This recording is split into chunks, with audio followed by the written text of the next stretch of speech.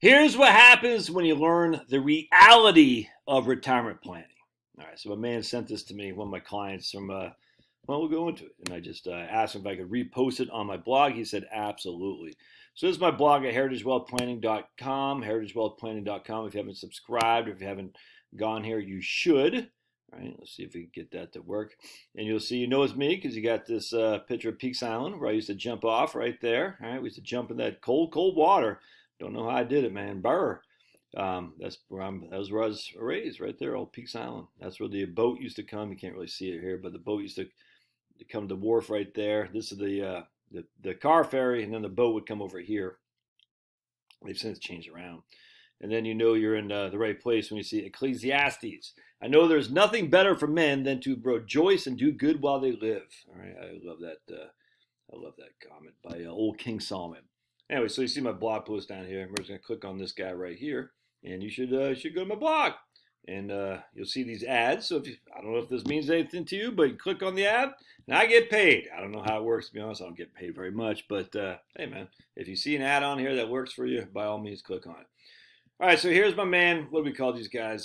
Jane and John. Not their real names to protect the guilty. Good afternoon, Josh. I know you prefer shorter emails, but here goes anyway. In case you don't remember me, we had a planning session on July 1st, 2023. At that time, I had bought into the prevalent opinions of most retirement experts. For instance, I believed we need well over $1 million saved, and while diligent about saving for retirement, that threshold was still beyond us. 2, I had to wait until 70 to take Social Security to have a monthly income to support my lifestyle. 3, my expenses will continue to rise throughout my lifetime. 4, I could not afford to retire. I could not do it. How dare they? My wife, Jane, stumbled upon your YouTube channel and shared it with me. In the first video I saw, you challenged the notion of expenses increasing throughout retirement. You straightforwardly stated, show me the evidence. Let's see it. The simple question, which I never even considered, led me to reevaluate my retirement planning. I'd always assumed that my expenses would continually increase with inflation. Well, what evidence supported my carefully crafted spreadsheets with moderate returns and ever-increasing costs that made retirement seem like a pipe dream? There isn't any. That's the thing. The evidence isn't there. I met with my investment advisor who ran Monte Carlo simulations based on the 4% rule and little else, and we ran out of money. With the knowledge I had before watching your videos, I determined I could not retire anytime soon. Later, I watched a video where you pointed out that most retirees are content with their retirement, even though they have saved much less than the experts recommend. I realized that you were right. Every retired person I know is happy, other than wishing they had done so sooner. Watching several more of your videos led me to buy your book, then your online course, and eventually schedule a consultation.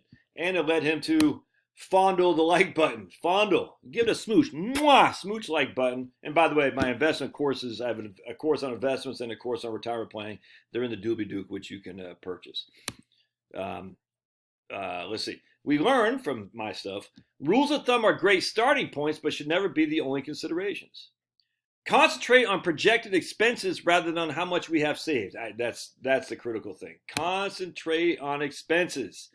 Retirement planning starts with expenses. It's not how much you got, it's how much you spend, how much you need.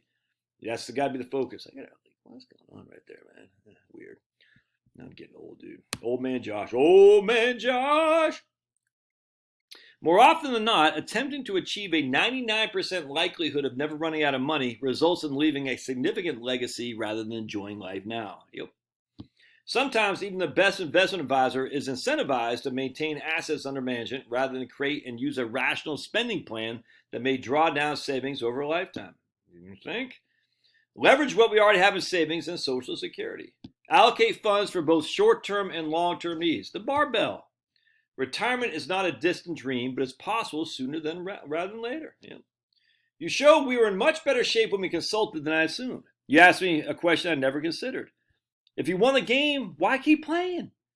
I'm blessed that I don't have a crappy old job, that I didn't have a crappy old job. I worked for a good company, had a great boss, and a team of coworkers I respected. Even so, I lacked freedom and come to value time over money. As a result, as of August 30th, I chose to prioritize time, and I'm much happier for it. Thanks for providing me the clarity to retire without fear. The next phase of our lives is just beginning, and I'm genuinely excited. Your advice has given me the courage and belief to retire and led to happiness that comes with it.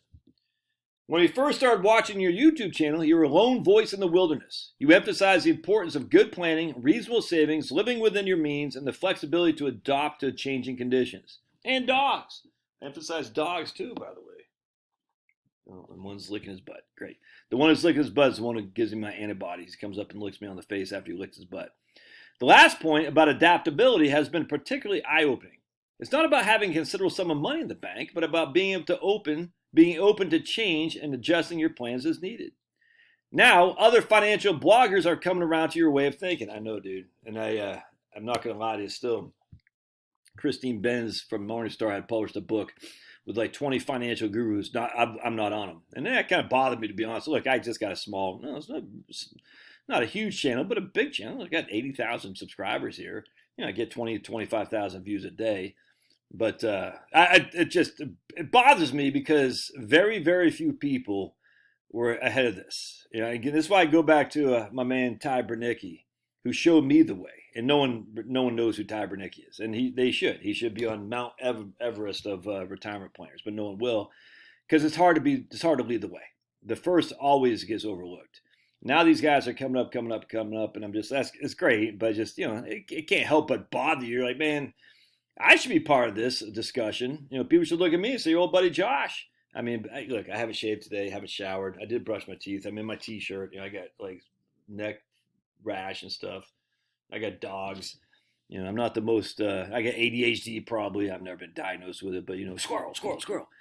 But still, I'm like, dude, I'm the guy who's brought this to a lot of, you okay? I got a dog, who brought this to a lot of people's attention. And yet, when I see these youngins coming up behind me, I'm like, man, I mean, look, it's just jealousy, no other way around. It's pride too, ego. And look, I love Jesus. If loving the Lord is wrong, I don't want to be right. But, but still, it's the ego that gets in my way. But it still bothers me. I'm like, dude, no one else is saying this stuff. No one else. The only other even person who said anything remotely similar is Dustin Tibbetts over at Jazz Wealth, when he talked about that it's okay to borrow against your 401k. Because I said 100% it is.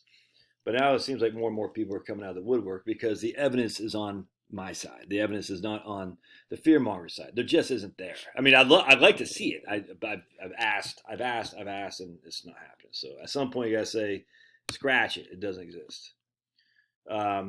Sadly, many of other so-called advisors have increased their recommendation from minimal savings to more than $1 million, precluding a significant portion of the population from retiring. Let's hope those potential retirees have someone as smart as my wife who says, you should listen to this guy. Thanks, Jane and John. And then long-term care stuff, too. Again, this is an issue. A lot of people are very, very worried about long-term care. I don't have enough for long-term care. And I said, well, where's the evidence that a vast amount of people are going to need long-term care and they're going to spend a vast amount of money? It doesn't exist. It's just not there. That doesn't mean some of you won't. It doesn't mean some of you won't. But the way you pay for it is your house is paid off. You sell your house and move to a facility. But I have a debt. Well, then you gotta get out of debt. That's what's up there, big boy? Well, let's see what he does. Hi. Pablo, can you smash the like button? Pablo, can you fondle it? Pablo's gonna fondle the like button. Shh, he fondled the like button. All right. Love your thoughts. God bless. And that's my and I'll put a link if you want to read this article. Thanks now. We'll see you. Oh, there he is. There he is.